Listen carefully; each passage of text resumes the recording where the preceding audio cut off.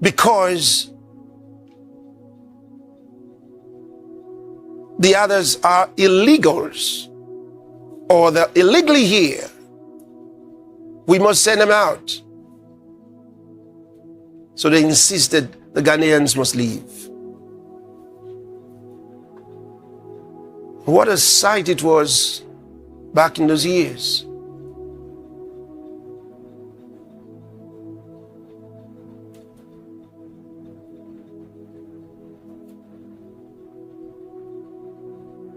They had to go.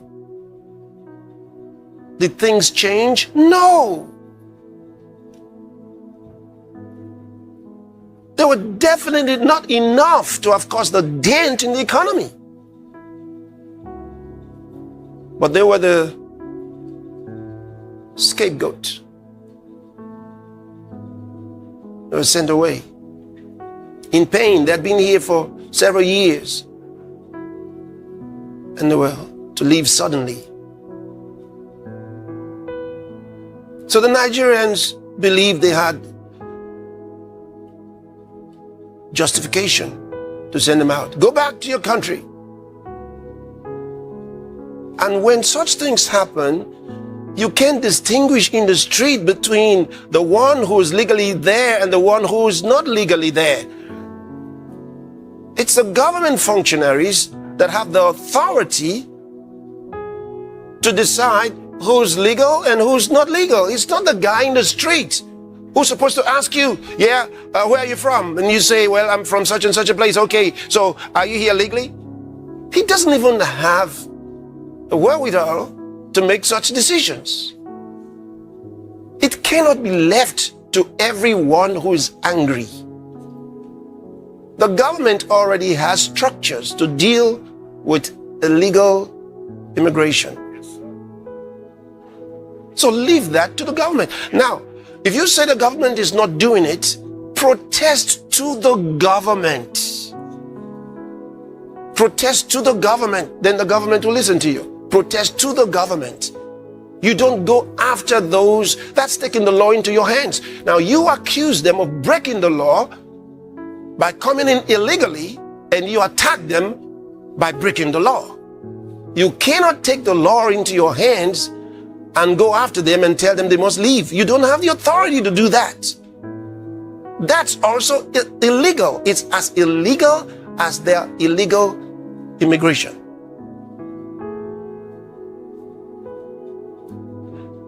Here is where you get into real trouble.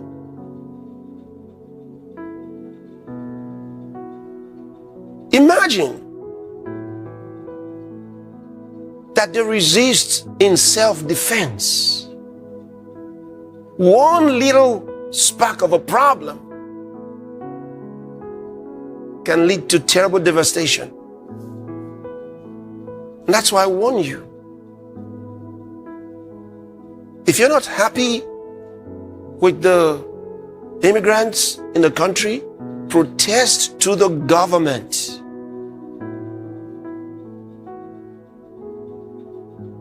They allow protests. So you can go in the street to the government and let them hear you, and they will take actions. There are legal ways of dealing with such things. It's not appropriate for you,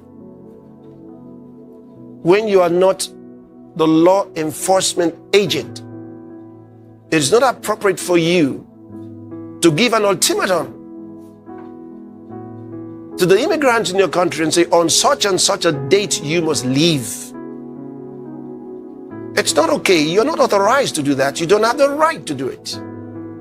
You are just as illegal in such an action as they are illegal in coming into your country without the right documentation. And that is assuming that you're only upset with those who came in illegally. The trouble doesn't stop there. When we say xenophobia, maybe you need to understand what it really is. It comes from two words, two Greek words, xenos and phobos. Xenos refers to a stranger or a foreigner.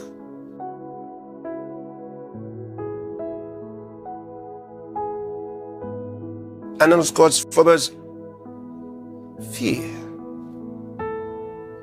The fear that you would fail because the strangers in your country taking over the economy.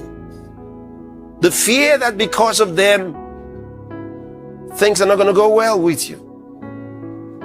The fear that they're harmful. The fear that their crimes are worse than your crimes.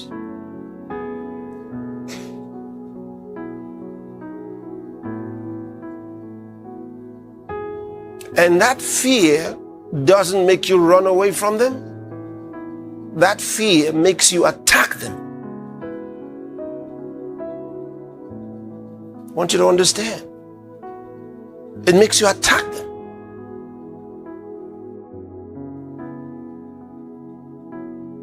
That's why you can be accused of xenophobia. Some even say it's Afrophobia because they think it's only Africans that it's directed to, but it's the same. It's the same. You're walking a dangerous spot.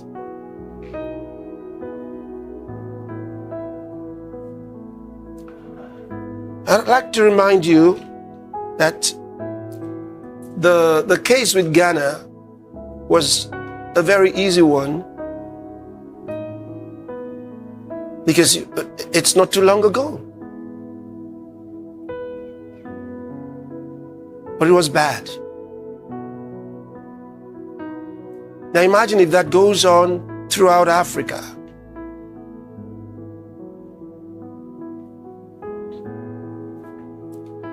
But it can get worse and lead to genocide. Ask yourself what happened to Rwanda in the early 1990s. These were people that lived together. They're of the same culture, the Tutsis and the Hutus. Same culture, same people. These were not two ethnic groups. They're the same ethnic group.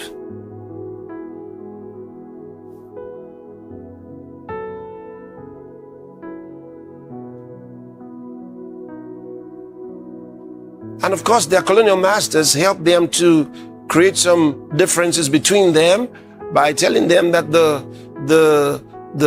cattle headers were different from the farmers. Okay, so the Hutus were farmers, the Tutsis were rearing cattle, and you got more money from the cattle than you did from farming. The Hutus were more, the Tutsis were lesser in numbers, and so the colonial masters favored the Tutsis and gave the impression that they were superior to the others, eventually giving them ID cards.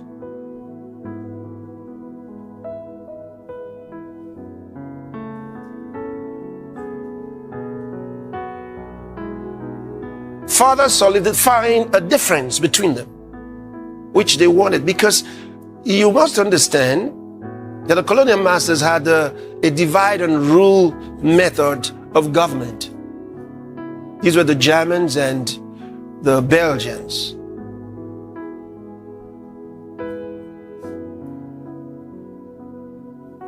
And then after, they projected the Tutsis. But after the independence, the Hutus took over power and marginalized further the Tutsis.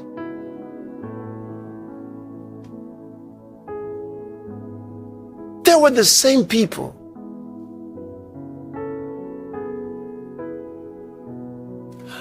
They went to the same schools, lived among themselves, worshipped in the same churches. intermarried. In fact, it was said that you could be a Tutsi and later become a Hutu if your economic conditions changed. If you moved from going with cattle, okay, doing cattle business, and you became a farmer, you became a Hutu. And if circumstances changed in your favor and you got more cattle and became wealthy, you became a Tutsi. That's how close they were.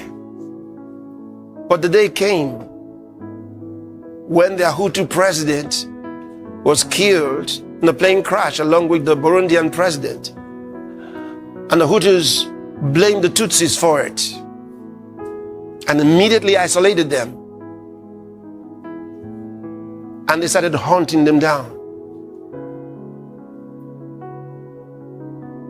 Everywhere they found a Tutsi, he had to die. And if you were Hutu and you supported, or rather you supported the Tutsi, or you were against the genocide, you were killed as well. And before long, more than 800,000 people have been killed. That's a large number. It spiraled down very quickly. The genocide. It wasn't planned from the beginning. They had disagreements before.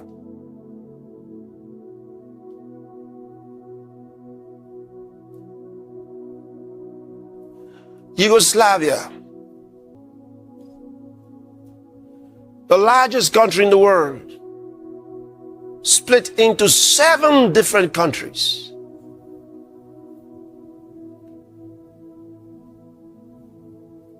They remember the Bosnian Wars.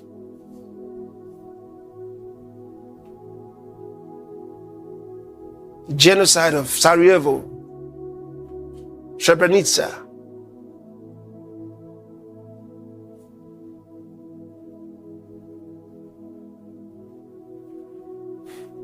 Dark history.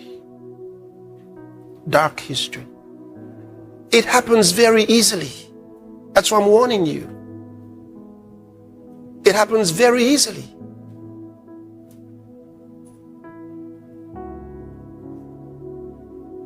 So those who are telling you on the 30th of June, we're going out and we're going to harass or stop or drive out all undocumented immigrants. They don't have the power to do it. It's illegal. Leave that job for the police. Leave it for the government. And I said, if you think the government is not doing enough, protest to the government. Go to the government. Protest to the government. Don't take the laws into your hands. Every God-fearing person should refuse to follow those foolish instructions. Don't go with them. I tell you, it's improper. A mob cannot create peace.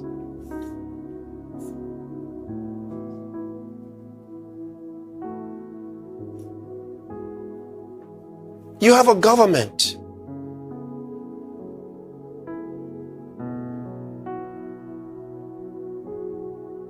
Let the government do its job. It's easy to say, if the government is not doing it, we're going to help the government. How are you going to help the government? You put the government in place. They are your representatives.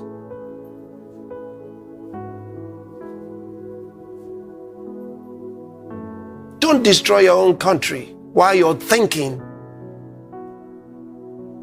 that you're trying to save it from these immigrants.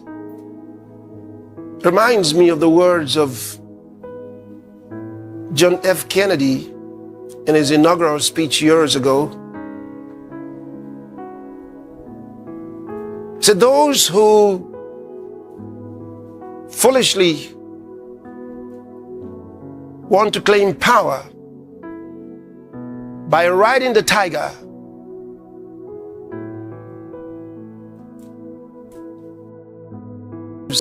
inside.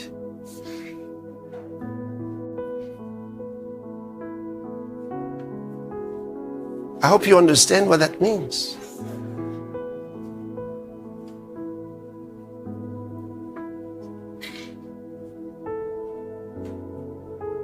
A mob is difficult to control. A mob is as bad as fire. A mob is as bad. There are three terrible forces in the world that are difficult to control. One is flood. The other is fire. The third one is a mob, a human mob. They get out of control. Any of these three can destroy a whole city, destroy a whole country. And they always start from a point. Unintended. Always unintended. So it's easy to support the reason why the immigrants must go. It's easy to support it. All kinds of reasons can be advanced. And I'm not here to discuss whether the reasons are good or not good. I'm telling you, there's a process. There's a way to do it. There's a way to do it. Jungle justice is not okay. Yes, sir. It's not okay. Yes, sir. Even when you catch a thief, you don't start beating him and injuring him, and you don't have to kill him there. Take him to the law. Yes, sir. That's what you do in a lawful society. And I'm saying, you in South Africa, prove yourself to be educated, distinguished, wise, and understanding. Yes, sir. Show yourself to be excellent. Yes. That's what you have. Thank you for listening. Kindly click on the subscribe button to get notification for our next video. God bless you.